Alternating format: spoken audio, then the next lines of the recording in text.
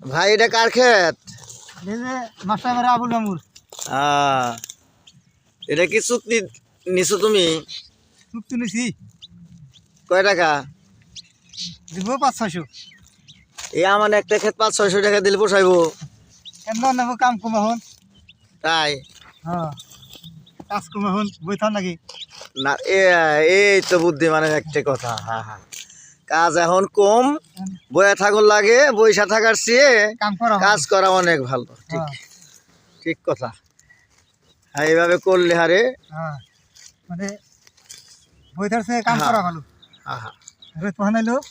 হ্যাঁ হ্যাঁ হ্যাঁ, সব দিকে ভালো হইতেছে। হ্যাঁ বইতার তোর 10টা দিব না কেউ না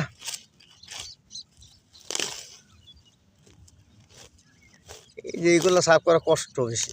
এর ইজনে খালুম নাকি আড়াইলে হ্যাঁ হ্যাঁ, আনা সব করে না ওই যে আমার খেতে হয়েছিল, আমি এতে বাকেটে অবশ্যই পরিষ্কার করছি একবারে 20,000 টাকা খরচ করছে।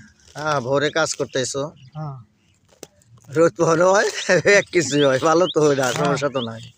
বাচ্চা বইতা নেবো। হ্যাঁ হ্যাঁ হ্যাঁ,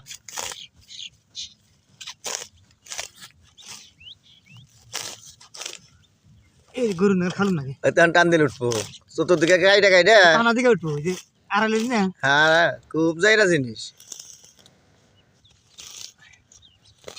হ্যাঁ হ্যাঁ হ্যাঁ, এই দেখেন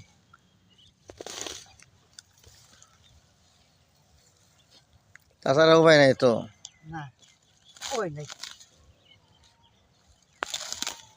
20,000 টাকা নষ্ট করছে।